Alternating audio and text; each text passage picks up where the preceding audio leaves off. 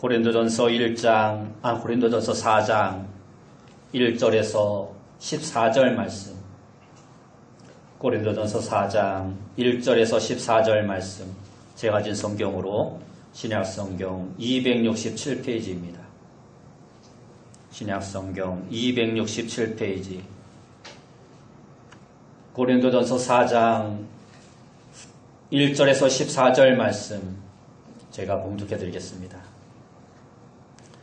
사람이 마땅히 우리를 그리스도의 일꾼이요 하나님의 비밀을 맡은 자로 여길지어다. 그리고 맡은 자들에게 구할 것은 충성이니라. 너희에게나 다른 사람에게나 판단받는 것이 내게는 매우 작은 일이라. 나도 나를 판단하지 아니하노니 내가 자책할 아무것도 깨닫지 못하나 이로 말미암아 의롭다함을 얻지 못하노라. 다만 나를 심판하실 이는 주시니라. 그러므로 때가 이르기 전 곧 주께서 오시기까지 아무것도 판단하지 말라. 그가 어둠에 감추인 것들을 드러내고 마음의 뜻을 나타내시리니 그때 각 사람에게 하나님으로부터 칭찬이 있으리라. 형제들아, 내가 너희를 위하여 이 일에 나와 아볼로를 들어서 본을 보였으니 이는 너희로 하여금 기록된 말씀 밖으로 넘어가지 말라 한 것을 우리에게서 배워 서로 대적하여 교만한 마음을 가지지 말게 하려 함이라. 누가 너를 남달리 구별하였느냐? 내게 있는 것 중에 받지 아니한 것이 무엇이냐? 내가 받았은즉 어찌하여 받지 아니한 것 같이 자랑하느냐? 너희가 이미 배부르며 이미 풍성하며 우리 없이도 왕이 되었도다. 우리가 너희와 함께 왕노릇하기 위하여 참으로 너희가 왕이 되기를 원하노라. 내가 생각하건대 하나님이 사도인 우리를 죽이기로 작정한 자같이 끄트머리에 두셨음에 우리는 세계 곧 천사와 사람에게 구경거리가 되었노라. 우리는 그리스도 때문에 어리석으나 너희는 그리스도 안에서 지혜롭고 우리는 약하나 너희는 강하고 너희는 존귀하나 우리는 비천하여 바로 이 시각까지 우리가 줄이고 목마르며 벌벗고 매맞으며 정처가 없고 또 수고하여 친히 손으로 일을 하며 모욕을 당한 즉 축복하고 박해를 받은 즉 참고 비방을 받은 즉 권면하니 우리가 지금까지 세상의 더러운 것과 만물의 찌꺼기 같이 되었도다. 내가 너희를 부끄럽게 하려고 이것을 쓰는 것이 아니라 오직 너희를 내 사랑하는 자녀같이 권하려 하는 것이라. 아멘. 옆에분들과 인사합시다. 만나서 반갑습니다. 다시 한번 인사합시다. 오늘도 큰 은혜 받읍시다. 오늘 우리가 읽은 말씀을 통해서 하나님의 백성이 사는 방식, 하나님의 백성이 사는 방식이라는 제목으로 함께 은혜의 말씀을 나누길 원합니다. 어떤 청년이 교회에서 큰 상처를 받고 유명한 부흥사였던 스펄전 목사님을 찾아왔습니다. 그리고 이렇게 말합니다. 목사님은 유명한 부흥사여서 많은 교회를 다녀서 교회가 어떠한지 잘 아시지 않습니까? 목사님, 어디 문제없고 완전한 교회 하나를 좀 저에게 소개시켜 주시기 바랍니다. 그랬더니 스펄전 목사님이 하는 말이, 청년, 자네가 여기저기 다녀보면서 완전한 교회를 찾거든 나한테도 좀 알려주게. 나도 그러한 교회를 찾고 있다네 하고 말을 했다고 합니다. 데이비드 윌스라는 사람은 완전한 교회를 찾지 말라. 그러한 교회는 찾을 수 없을 뿐더러 만약 찾아낸다 하더라도 당신이 그 교회의 교인이 될 자격이 없다 하고 말을 했습니다. 그렇습니다. 이처럼 지상에 있는 교회는 결코 완전한 교회가 없습니다. 오히려 지상에 있는 교회는 병원과 같습니다. 그러므로 지상에 있는 교회는 부족한 사람들이 교회에 와서 치유받고 건강해지고 새로워지는 그러한 교회가 진짜 교회인 것입니다. 고린도전서는 사도 바울이 고린도 교회에 보낸 편지입니다. 당시 고린도는 항구 도시로서 매우 발달하고 무역으로 아주 부한 도시였지만 성적으로는 아주 문란한 도시였습니다. 그러한 고린도에서 바울은 복음을 전하여 교회를 세우고 그곳에 2년 동안 머무르며 그들을 훈련시키고 양육하였습니다. 그 후에 바울은 고린도 교회를 떠나 계속 전도 여행을 다니게 되었고 그의 후임으로 아볼로가 와서 목회를 하였습니다. 그리고 그 아볼로도 후에 바울과 같이 에베소에 함께 머물러 생활을 하였습니다. 바울은 고린도를 떠난 지 수년 후에 고린도 교회에 대한 안 좋은 소식을 듣게 되었습니다. 그것은 고린도 교회가 분열되어 가고 있다는 소식이었습니다. 또한 도움을 요청하는 고린도 교회가 보낸 편지 내용에 적혀져 있지 않은 심각한 많은 문제들이 교회 안에 있다라는 것을 여러 사람들을 통해서 듣게 되었습니다. 고린도 교회는 누가 교회에서 가장 큰 죄를 놓고 서로 다툼이 있었고 파당을 지어서 서로 분쟁하고 있었으며 공동체 안에 있는 근친상간의 죄를 묵인하고 세상 법정에서 서로를 고소하는 일들이 있었습니다. 그뿐만이 아니라 혼인과 관련된 문제들과 우상에게 바쳐진 재물을 먹어야 하나 먹지 말아야 하는가 하는 문제, 바울의 사도직에 대한 의심과 여자가 예배드릴 때 머리에 수건을 써야 하는가 말아야 하는가, 성찬의 문제, 은사의 문제, 부활에 관한 문제, 헌금에 관한 문제 등 여러 문제로 서로 다투고 있었습니다. 바울은 이러한 여러 문제들의 설교 편지를 보낸 것이 바로 고린도전서의 내용입니다. 그래서 고린도전서는 오늘날 우리가 교회 생활하면서 교회 안에서 발생할 수 있는 모든 문제들과 그 해결책에 대한 실제적인 도움을 주는 말씀이라 할 수 있습니다. 운전을 하다 보면 여기 목구멍까지 올라올 때가 많이 있습니다. 뭐 저런 놈이 다 있어. 무슨 운전을 저따위로 해. 그렇게 말은 못하지만 속으로 울분이 올라옵니다. 화가 납니다. 그런데 또 운전을 하다 보면 나 때문에 다른 누군가가 깜짝 놀라서 크락션을 울릴 때가 또 있습니다. 분명 그때는 상대방이 나를 그렇게 욕하고 있을 것입니다. 내가 하면 로맨스고 남이 하면 불륜이라는 말이 있는 것처럼 나를 보는 다른 사람도 나와 똑같은 생각을 하고 있다는 것입니다. 우리가 이렇게 서로의 마음을 모르기 때문에 세상을 살면서 때로는 오해를 하기도 하고 또 때로는 오해를 받으며 사는 것입니다. 그러면 세상과 교회 생활 가운데서 우리 하나님의 백성들은 어떠한 자세로 살아가야 할까요? 오늘 성경은 그것을 우리에게 말씀해주고 있습니다. 우리가 그리스도인으로서 하나님의 백성으로서 이 세상 가운데 어떠한 자세로 살아가야 할까? 오늘 몇 가지를 살펴보며 함께 은혜를 나누길 원합니다.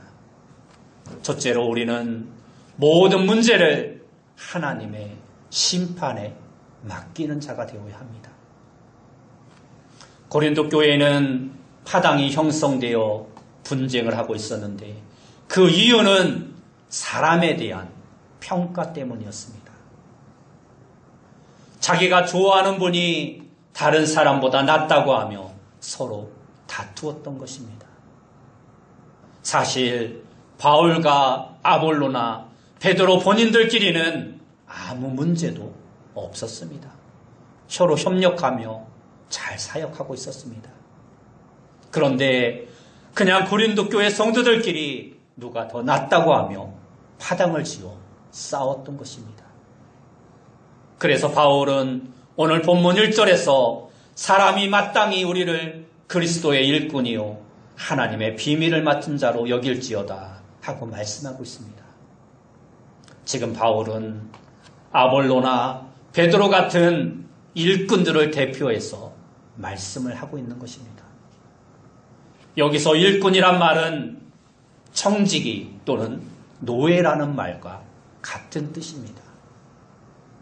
관리인은 자기가 소유자가 아니라 주인의 것을 대신 관리하는 사람입니다. 바울은 고린도 교인들을 향해서 너희가 누가 더 높다고 하다가 파당을 형성하게 되었는데 우리를 그렇게 보면 안 된다. 우리는 노예 내지는 관리인일 뿐이다 하고 말씀하고 있습니다. 그렇기 때문에 일꾼에게 요구되는 것은 2절에서 말씀하고 있는 것처럼 그리고 맡은 자들에게 구할 것은 충성이니라 하고 말씀하고 있는 것입니다.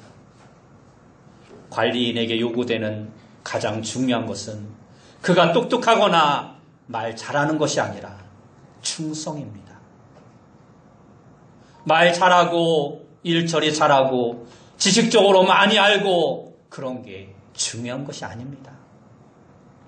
주인에 대한 충성이 관리인에게 있어서 가장 우선적인 것입니다. 이러한 말을 하면 또 파당짓기를 좋아하는 고린도 교인들은 그럼 누가 더 하나님 앞에 충성스러웠느냐 하고 싸울 것을 알고 있었기에 바울은 말씀에 이어서 심판에 대해서 이야기합니다. 우리를 심판하고 평가하는 대상이 대략 둘이 있습니다. 하나는 이웃입니다. 우리는 이웃의 평가에 상당히 많은 비중을 두며 세상을 살아갑니다. 인기 연예인들은 100% 이웃의 평가에 의존하며 살아간다 볼 수 있습니다. 어찌 보면 그들은 참 불쌍한 사람들입니다. 지금 뜨고 있는 연예인들 5년, 10년 뒤에 그러한 인기는 다 지나가 버리고 마는 것입니다. 그런 걸 모르고 댓글 하나하나에 감정이 왔다 갔다 하면서 어떤 사람은 인기가 떨어졌다고 스스로 목숨을 끊는 어리석은 연예인들도 있습니다. 그런데 그러한 연예인뿐만이 아니라 오늘 우리도 너무나도 다른 사람의 평가에 매달려 살아갈 때가 많다라는 것입니다. 말 하나에 글 하나에 마음이 좌지우지되는, 그래서 때로는 절망하는 사람들이 많다라는 것입니다. 그런데 그러한 이웃의 평가는 정확할 수 없다라는 것을 우리는 알아야 합니다. 그 사람들이 어떻게 내 마음속을 알겠습니까? 내가 어떻게 사는지 그 사람들이 어떻게 알 수 있겠습니까? 그러므로 거기에 가치와 목숨을 거는 것은 너무나도 어리석은 일이라는 것입니다. 그래서 바울은 오늘 본문 3절과 4절에서 이렇게 말씀합니다. 너희에게나 다른 사람에게나 판단받는 것이 내게는 매우 작은 일이라. 나도 나를 판단하지 않으니 내가 자책할 아무것도 깨닫지 못하나 그러나 이로 말미암아 의롭다함을 얻지 못하노라. 다만 나를 심판하실 이는 주시니라 하고 말씀합니다. 한마디로 남들이 뭐라고 하든지 나는 신경 쓰지 않겠다라는 것입니다. 그리고 이웃들의 말을 다 무시하며 살라는 말은 아닙니다. 부족한 우리는 항상 남들의 의견도 들어보고 이웃들이 나에 대해서 뭐라 하는지 잘 알아야 알아야 합니다. 그러나 그것은 정확할 수 없기에 참고만 하는 것입니다. 거기에 목숨을 걸 필요가 없다라는 것입니다. 또 다른 하나는 자기 자신이 자기를 평가하는 것입니다. 우리는 늘 자기 자신을 평가하며 살아갑니다. 그런데 이러한 자신의 평가 또한 정확하지 않다라는 것입니다. 시중에 보면 자기를 평가하는 많은 자료들이 나와 있습니다. 그런데 그러한 자료들로 자신을 평가해 보면 어떤 사람은 너무 자기 자신을 비하해서 결과가 좋지 않게 나오기도 하고, 또 어떤 사람은 자기 자신을 너무 과대평가하는 사람도 있습니다. 아내나 자녀들이 그렇게 생각 안 하는데 자기 자신은 자신이 굉장히 좋은 남편, 좋은 아버지라고 생각하는 사람이 많습니다. 또 우리가 보기에는 아내가 아내보다 남편이 더 훌륭하고 나은 것 같은데, 어떤 아내는 자기는 굉장히 억울하게 결혼해서 사는 것처럼 생각하는 사람들도 많이 있습니다. 오늘 본문 5절 말씀을 보면, 그러므로 때가 이르기 전 곧 주께서 오시기까지 아무것도 판단하지 말라. 그가 어둠에 갇힌 것들을 드러내고 마음의 뜻을 나타내시리니 그때 각 사람에게 하나님으로부터 칭찬이 있으리라 말씀합니다. 이 말씀은 아무것도 미리 판단하거나 심판하지 말라는 것입니다. 하나님이 심판하실 때가 있다라는 것입니다. 어둠 속에 감추인 것들을 환히 다 나타내 보이시고 마음속 생각을 다 드러내시며 그때에 공의로 심판하실 것이라는 것입니다.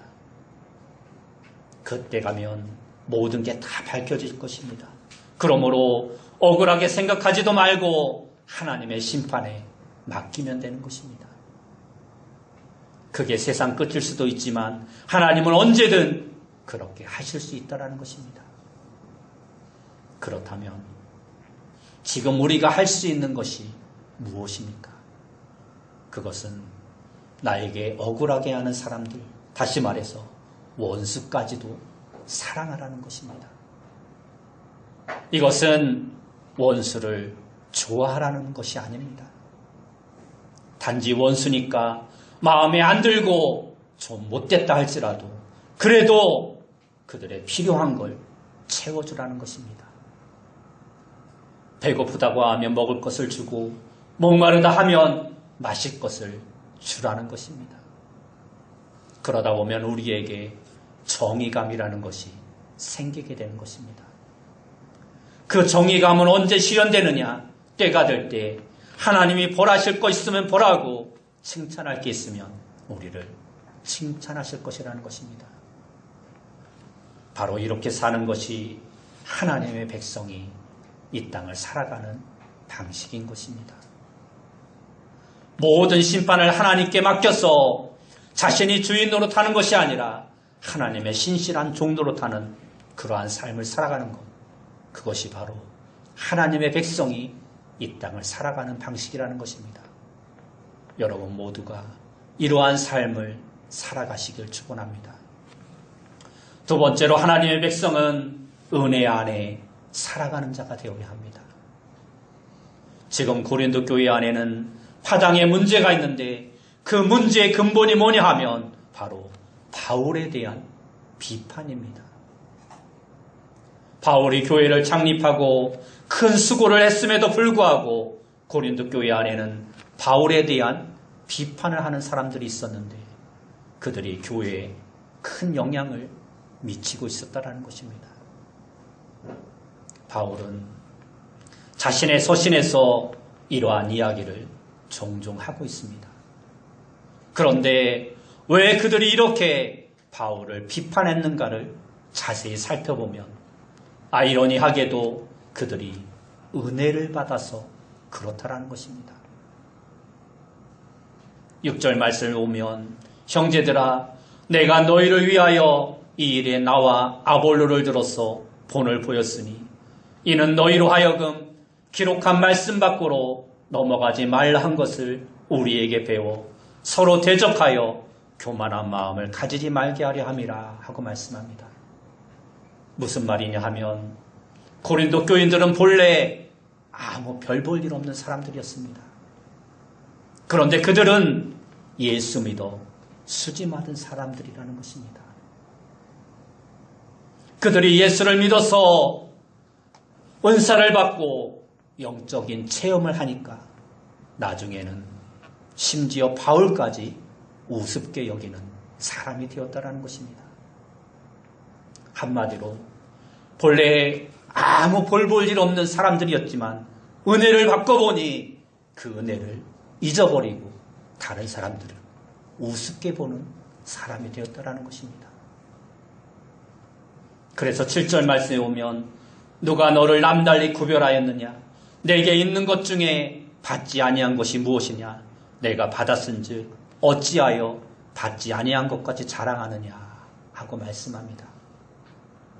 은혜를 받았음에도 불구하고 은혜 받지 않은 것 같이 하는 것이 바로 은혜가 은혜라는 걸 잊어버린 것과 같다는 것입니다. 그러면 은혜를 받은 사람은 어떠한 삶을 살아야 합니까? 첫째로 자기가 가진 것을 자랑하지 말아야 합니다. 내가 가진 것이 다 하나님께로부터 받은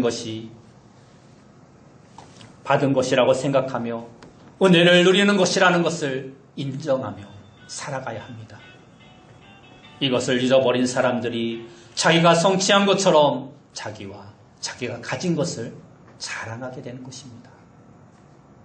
8절 말씀을 보면 너희가 이미 배부르며 이미 풍성하며 우리 없이도 왕이 되었도다. 우리가 너희와 함께 악노릇하기 위하여 참으로 너희가 왕이 되기를 원하노라 말씀합니다. 그 다음에 오는 것이 남에 대한 비판입니다. 사람이 교만하냐 겸손하냐를 쉽게 구별하는 방법이 있습니다. 남에 대해 비판하는 사람들은 교만한 사람입니다. 추가 합격으로 입학한 사람이 남들 공부 못한다고 흉볼 수 없는 것입니다. 또한 남을 비판하다 보면 두려움이 생기게 됩니다. 내가 성취한 것을 유지해야 한다는 생각을 하면서 이것을 잊어버릴까봐 두려움을 갖게 되는 것입니다. 바로 이러한 것들이 은혜를 잃어버린 사람들의 특징인 것입니다. 반대로 은혜 안에 사는 사람들은 항상 감사하며 살아갑니다. 은혜란 본래 받을 자격이 없는데 그냥 베풀어 주신 큰 사랑입니다. 그러니 이러한 사람은 항상 감사하며 살 수밖에 없는 것입니다. 그리고 은혜 안에 사는 사람에게는 자유함이 있습니다. 왜냐하면 내가 가진 것은 하나님이 주신 것이니까 하나님이 주신 것을 하나님이 유지하게도 해 주시겠지. 그러니까 자유함이 생기는 것입니다. 여러분, 세상에서 너무 아둥바둥하며 살지 마시기 바랍니다. 좀 넉넉한 마음으로 여유를 가지고 살아가시기 바랍니다. 우리가 아무리 수고하고 노력해도 하나님이 나와 함께 해주시지 않으면 아무 유익이 없고, 우리가 비록 좀 부족하고 연약하다 할지라도 하나님이 나와 함께 해주시면 차고 넘치고 풍성한 삶을 살아가게 되는 것입니다. 그렇다고 아무 수고도 하지 말고 열심도 하지 말라는 말이 아닙니다. 단지 우리는 아무 자격 없는 우리를 부르시고 자녀 삼아주시고 귀한 직분을 맡겨주신 주님께 감사하는 마음으로 충성해야 한다는 것입니다. 그러나 우리는 어디까지나 청지기임을 잊지 말아야 합니다. 종임을 잊지 말아야 합니다. 내가 주인이 아닙니다. 내가 가진 모든 것이 다 내 것이 아닙니다. 그러므로 우리는 자랑할 것이 없는 것입니다. 여러분들도 여러분이 누리고 있는 것들이 내가 획득한 것인지 은혜인지 잘 생각하고 은혜라고 생각한다면 그 은혜에 감사하며 오직 하나님께만 영광을 돌릴 수 있는 그러한 삶을 살아가는 성도님들이 되시기 바랍니다. 두 번째로, 은혜 가운데 사는 사람은 가진 것을 자랑하지 않고 오히려 고난을 자랑합니다. 9절 말씀을 보면 내가 생각하건대 하나님이 사도인 우리를 죽이기로 작정한 자 같이 끄트머리에 두셨음에 우리는 세계 곧 천사와 사람들에게 구경거리가 되었노라 하고 말씀합니다. 사형수처럼 세상에서 가장 보잘것없는 사람들로 내려놓으시고 세상에 구경거리가 된 것을 바울은 오히려 자랑하고 있다는 것입니다. 11절에서 13절 말씀에 오면 바로 이 시각까지 우리가 줄이고 목마르며 헐벗고 매맞으며 정처가 없고 또 수고하여 친히 손으로 일을 하며 모욕을 당한 즉 축복하고 박해를 받은 즉 참고 비방을 받은 즉 권면하니 우리가 지금까지 세상의 더러운 것과 만물의 찌꺼기 같이 되었도다 말씀합니다. 이것은 바울이 지금까지 고난받은 것을 나열하고 있는 것입니다. 이것은 불평하는 것이 아니라 오히려 자랑하고 있는 것입니다.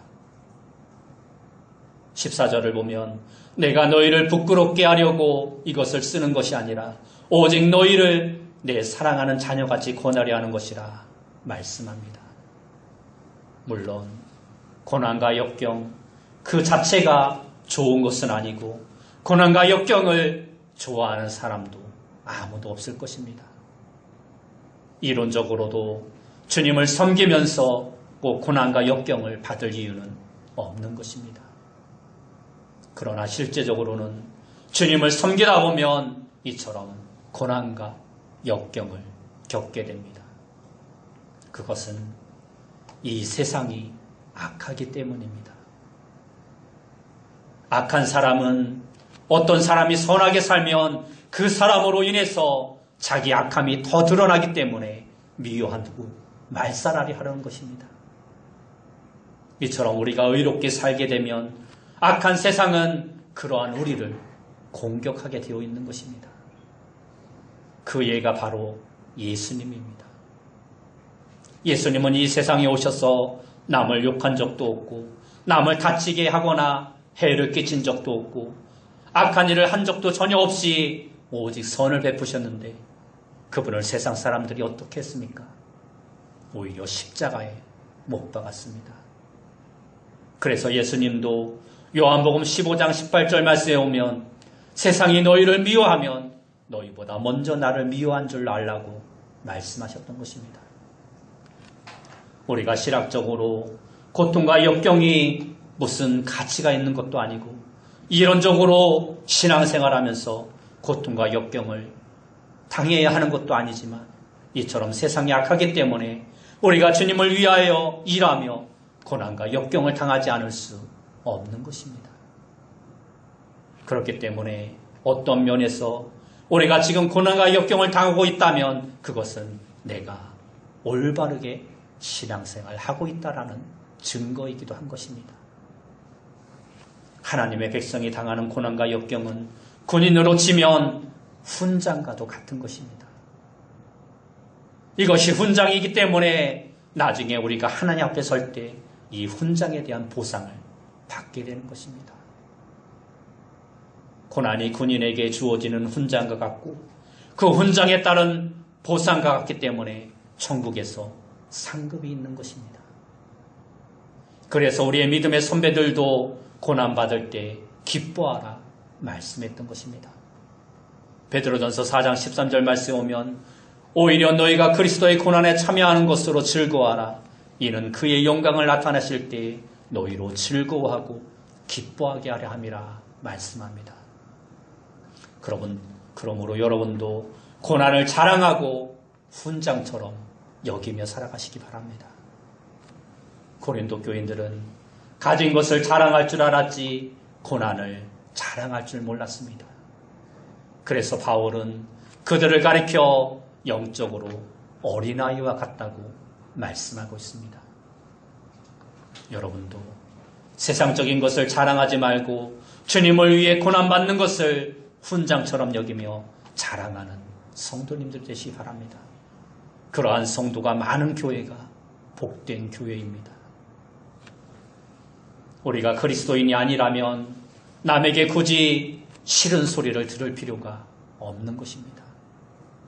그런데 12절을 보면 또 수고하여 친히 손으로 일을 하며 모욕을 당한 즉 축복하고 박해를 받은 즉 참고라고 말씀합니다.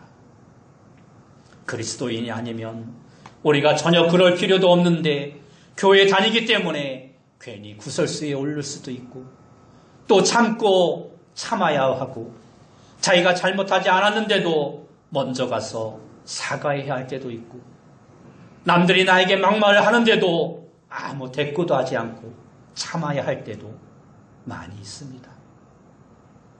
어떨 때 생각해보면 내가 왜 이렇게 사나 한심한 생각이 들 때도 있습니다. 그러나 이러한 것이 다 주님을 위한 고난과 역경이라는 것입니다. 이러한 것이 우리에게 있어서 다 훈장이라는 것입니다.